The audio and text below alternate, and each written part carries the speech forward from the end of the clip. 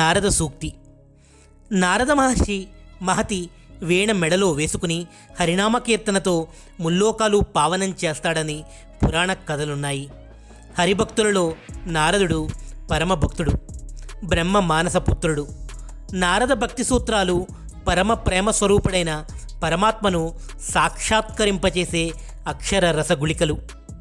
భక్తి, జ్ఞాన, వైరాగ్యాలు మోక్షగాములు అయినా భక్తి రసోల్లాసం కాని జ్ఞాన వైరాగ్యాలు పరిపూర్ణం కాదని చెబుతారు. తుంబుర నారదుల సంగీత సమరంలో నారద విజయానికి అపారమైన భక్తిభావమే కారణం అంటారు. జ్ఞాన వైరాగ్యాలు పక్షికి 2 రెక్కలైతే భక్తి తోకలాంటిది. అది లేకపోతే పక్షి పైకి ఎగిరి సూటిగా విహరించలేదు, గమ్యం చేరుకోలేదు. త్రివేణి సంగమంలో కనిపించని సరస్వతీ ప్రవాహం లాంటిదే భక్తి. నిజమైన భక్తుడికి ముక్తి సులభంగా లభిస్తుంది.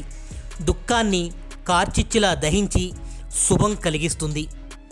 కనకదాసు, పురందరదాసు, త్యాగయ్య, క్షాత్రయ్యలు భక్తి మార్గంలో సాగి ముక్తిజీవులయ్యారు.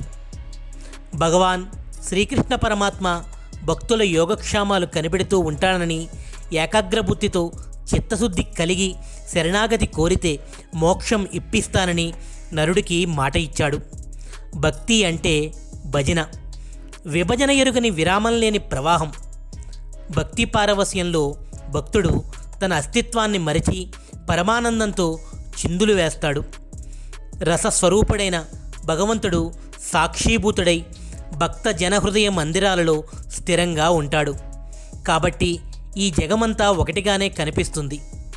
విప్రుడు, గోవు, ఏనుగు, బంగారం, మట్టి అన్నింటిలో భక్తుడు కోరిన దివ్య స్వరూపమే కనిపిస్తుంది. భక్తుడు నైవేద్యంగా ఓ ఆకు లేక పువ్వు, కాకపోతే గరిటెడు తీర్థమిచ్చినా ప్రీతితో స్వీకరిస్తాడు పరమాత్మ. ఏది ఆయనకు నివేదించినా అది ప్రసాదమే. కళ్ళకు అద్దుకుని ఆస్వాదిస్తే ప్రసన్నత కలుగుతుంది. ప్రశాంత హృదయంలో ఆనందం పొంగులెత్తుతుంది. అశాంతితో అల్లాడేవారికి ఆనందం అందని ద్రాక్షపండే. సాధారణంగా మనకు కష్టాల్లోనే భగవంతుడు గుర్తుకు వస్తాడు. ఆర్తి, జిజ్ఞాస, అర్ధార్థి ఆయన భక్తులే అయిన సత్యం ఎరిగిన జ్ఞాని అంటే భగవంతుడికి ఇష్టం.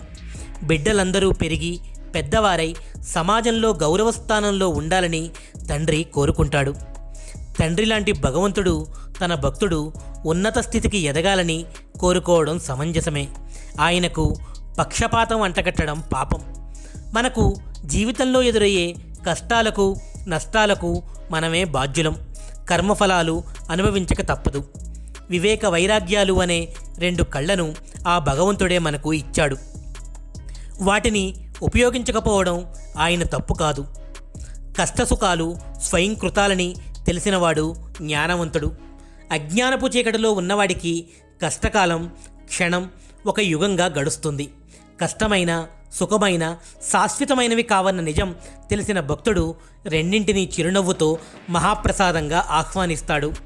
స్వామి శివానంద అనారోగ్యంతో బాధపడుతూ తన గుండెలపైన చిన్ని కృష్ణయ్య చిరుగజ్జలు సవ్వడి చేస్తూ నాట్యం చేస్తున్నట్లుగా భావించేవారు. నారద భక్తి సూత్రాలు భక్తి రసాన్ని ఆనందామృతంగా మార్చుకుని సేవించడానికి వీలుగా మార్గదర్శనం చేయించే జ్ఞాన వైరాగ్య రూపదీపాలు. ఈ వీడియో కానీ మీకు నచ్చితే లైక్ చేయండి, షేర్ చేయండి. ఈ వీడియోపై మీ విలువైన అభిప్రాయాల్ని కామెంట్ చేయండి. ఇలాంటి మరిన్ని మంచి వీడియోల కోసం ఛానల్ని సబ్స్క్రైబ్ చేసుకోండి. మరో మంచి వీడియోతో మళ్ళీ కలుద్దాం.